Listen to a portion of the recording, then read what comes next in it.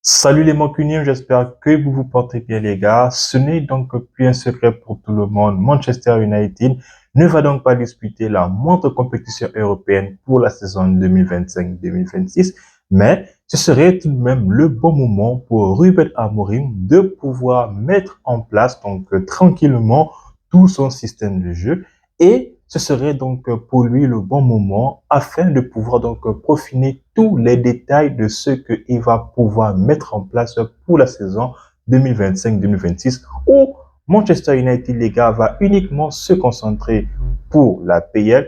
Bien sûr, va donc disputer les compétitions nationales comme la Carabao Cup ou encore la FA Cup. Mais encore une fois, les gars, Ruben Amorim aura donc le temps qu'il faut mais pour cela, ça passe donc par un grand toilettage du côté de Manchester United.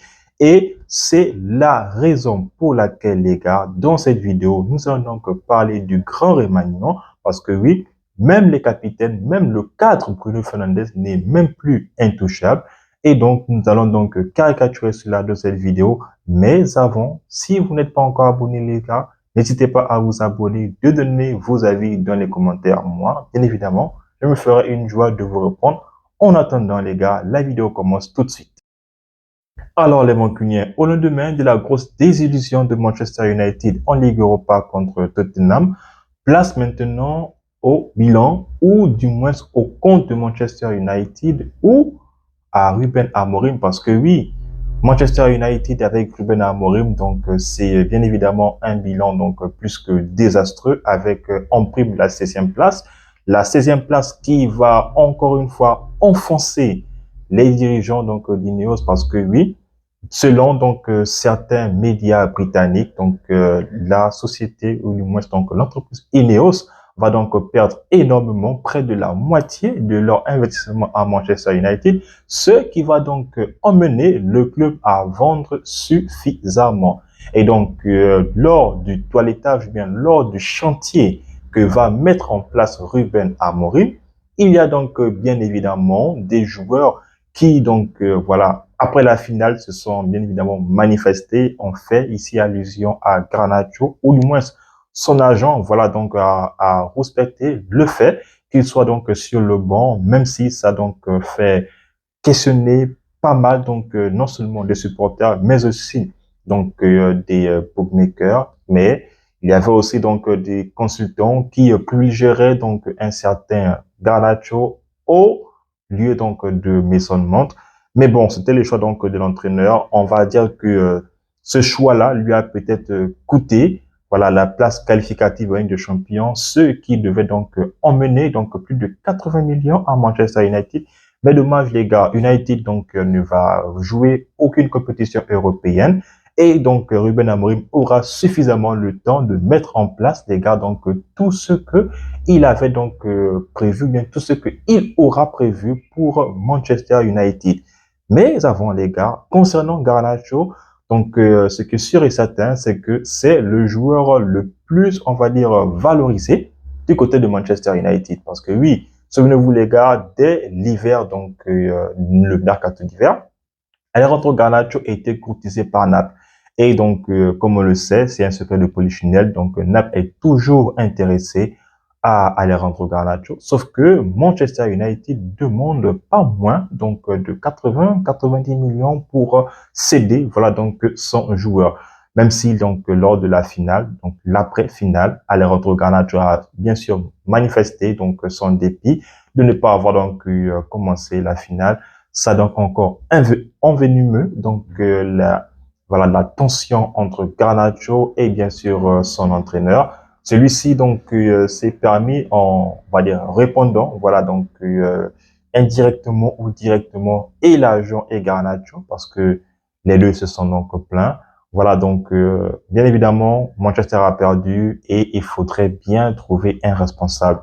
Et pendant cette rencontre là, Garnacho ou du moins son agent a jugé utile que le principal responsable c'est bien sûr l'entraîneur portugais Ruben Amorim. Amorim, les gars, donc va vraiment baver du côté de Manchester United. Il le sait. D'ailleurs, donc il a lui aussi affirmé le fait qu'il sera donc là pour la saison prochaine et qu'il n'a pas peur de son avenir, Mais si la direction n'a plus besoin de lui, bah, il ne demandera même pas d'indemnité afin de pouvoir donc laisser de la liquidité du côté de Manchester United parce que oui, c'est un grand club les gars, mais Manchester est vraiment en train de couler, que ce soit sportivement ou même encore financièrement. Mais les gars, hormis Naples, il y a aussi les équipes comme Chelsea qui veut de Garnacho ou même encore de l'Atlético Madrid où donc Manchester est allé donc chercher Garnacho. Mais est-ce que l'Atlético ou encore est-ce que Naples pourront mettre donc la somme demandée par Manchester United, 80-90 millions les gars, c'est quand même pas rien. Peut-être Chelsea parce que donc eux ils ont vraiment l'argent à jeter par les fenêtres. Mais bon donc on verra bien ce que le mercato donc estival nous dira. Mais s'il y a une très belle offre sur la table pour Alejandro Garnacho, c'est que sûr et certain Manchester United va devoir vendre donc l'un de ses talents, même si on sait qu'il a encore une grosse marge de progression à aller chercher. Mais à cela s'ajoute, les gars, donc une vente donc à plus de 100 millions. La vente donc de 100 millions là, c'est bien évidemment donc sur des ventes pour des divas. Les divas, donc les gars, vous les connaissez, c'est donc Marcus Rashford, Anthony qui voilà donc fait des beaux jours donc du petit CV. Il a encore marqué lors du dernier match. Vraiment donc chapeau à lui, félicitations à lui donc qui a vraiment fait une très belle deuxième partie de saison. Donc j'espère qu'il remportera peut-être donc la Conference League et aussi Jadon Sancho les gars. Donc Sancho et Anthony sont évalués ou ils me sont valorisés aujourd'hui à un montant de 30 millions chacun. Donc, ce serait bien évidemment donc une bonne pioche pour Manchester United, sachant que bah Anthony, étant donné qu'il est vraiment en mille feux, l'Atlético aussi donc lui fait des yeux doux, mais il y a aussi le Real Betis donc qui aimerait le conserver, mais sauf que le Real c'est en prêt, alors que l'Atlético donc aimerait mettre donc au moins 30 millions. Ce ne sont encore que des rumeurs, mais on attend ce qui pourra se faire. Du côté de Marcus Rashford, les gars, lui, il est donc valorisé à 47 millions d'euros. Bon, Rashford, donc, lui, on ne sait pas encore. Donc, selon les médias britanniques, celui-ci voudrait donc aller qu'au Barça. Voilà, reste à savoir maintenant si Hansi Flick voudra bien de lui et est-ce qu'il va pouvoir s'insérer dans la philosophie de jeu du Barça. Parce que du côté de Aston Villa, si Aston Villa se qualifie pour la prochaine Ligue des Champions, là, ils auront la possibilité pour voilà donc pouvoir négocier avec Manchester United afin de donner ou du moins donc voilà trouver un bon prix pour que Marcus Rashford soit bien évidemment donc vendu et que malheureusement donc la fin donc voilà est au bout du tunnel si on peut le dire ainsi les gars du côté de Marcus Rashford et Manchester United. Donc c'est une idylle malheureusement qui n'a donc pas été plus belle qu'on espérait. Mais bon, c'est ça le foot, les gars. C'est ça le foot. En ce qui concerne donc le reste donc de l'équipe, les gars, parce que oui, le toilettage se fait donc sur tous les chantiers. Que ce soit donc André Onana, Manchester United va écouter les offres. Lui aussi, il est donc évalué donc à hauteur de 32 millions d'euros. Donc, on attend voir. On parle beaucoup plus donc du club, des clubs du Golfe, donc l'Arabie Saoudite. C'est pareil pour Casemiro, donc qui est aussi évalué donc à 12 millions. Les joueurs qui sont en fin de contrat comme Eriksen ou encore Lindelof, donc eux ne seront bien sûr pas prolongés. Ils seront donc voilà, ils vont donc être laissés.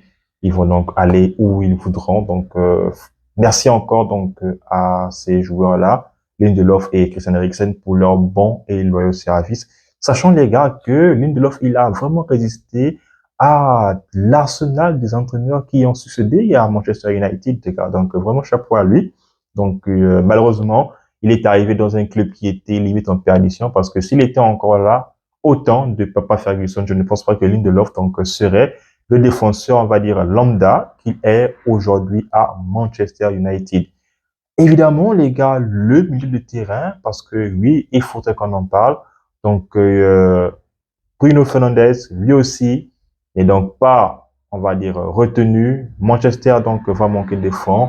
Et si, comme il l'a dit, si le club n'a plus besoin de lui, ça fait mal, oui, parce que c'est quand même notre meilleur joueur. Ça fait vraiment mal de le laisser partir.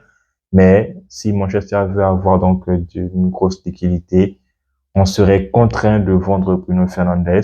Là aussi, si en Arabie Saoudite, donc à Hilal, qui aimerait donc s'attacher les services de Bruno Fernandes, on parle ici, les gars, donc de près de 30 millions d'euros par an que Bruno pourrait toucher s'il va jouer en Arabie Saoudite. Bon, reste à savoir maintenant ce que Manchester United décidera auprès de lui. En attaque, bah, c'est bien sûr Rasmus Højlund qui est visé. Voilà, donc lui, il est suivi par l'Inter et la Juventus. Donc la Juventus aimerait, voilà, donc l'ajouter ou du moins l'inclure dans la transaction avec un ancien milieu de terrain de la Première Ligue, c'est bien sûr Douglas Luiz, que voilà, on a tous connu du côté d'Aston Villa. Malheureusement, donc on va dire son passage du côté la Serie A ne se passe pas bien ou ne s'est pas bien passé. Donc, ça pourrait être un bon deal vu que Manchester cherche évidemment un très bon milieu de terrain. Lui, il pourrait donc peut-être faire l'affaire. Manchester United donc a déjà presque finalisé la venue de Matheus Cunha. On attend bien évidemment deux renforts donc sur tout le secteur de Manchester United, que ce soit le gardien, la défense, le milieu et l'attaque. On attend donc un, deux joueurs sur chaque poste. Forcément, donc, ce serait du bien, vu que Ruben Amorim lui-même a bien mis en place les instructions selon lesquelles il manque vraiment de la directivité dans le jeu de Manchester United, il manque de la mobilité, mais aussi il manque vraiment donc de la technique. Manchester, et c'est vrai, n'a pas un milieu technique. Limite, le seul milieu technique qu'on a, je veux dire que c'est Mainoo. Et Mainoo, il est blessé. Donc, celui qu'on a vu ou bien qu'on voyait tout le temps, c'est Bruno Fernandes. Mais on le sait, à chaque fois qu'il accumule le match, c'est pas très donc commode de sa part, afin qu'il nous sorte donc une bonne performance. La preuve, en finale, on n'a pas vu le Bruno Fernandes donc de la demi-finale contre Bilbao. On n'a pas vu le Bruno Fernandes donc du quart de finale retour contre Lyon. C'est un Bruno Fernandes qu'on a vu peut-être donc lessivé et ça peut se comprendre les gars. Donc voilà pourquoi Amorim aura vraiment du pain sur la planche donc pendant ce mercato-là et il aura le temps qu'il faut. Donc la saison de Ruben Amorim 2025-2026, elle sera donc sculptée à la loupe. Déjà que nos anciennes gloires les gars donc ne sont pas contents du bilan qu'affiche Amorim lors de son mandat à moitié. Maintenant, s'il n'arrive pas à remonter la pente lors de son mandat complet, je ne pense pas qu'il fera des vieux os. Mais bon, il a la tête sur les épaules. Pour lui, Manchester United est le club où il réussira à faire de grandes choses. On attend tous. Bien évidemment, en tant que fan, on espère et on aimerait vraiment que Manchester United redevienne le grand club qui faisait peur toute la première ligue. Donc les gars, c'est sur ces mots que s'achève cette vidéo. Si vous avez aimé donc cette vidéo-là, n'hésitez pas à me le dire dans les commentaires. En attendant, on s'abonne, on reste en santé, mais aussi et surtout, tout ce monde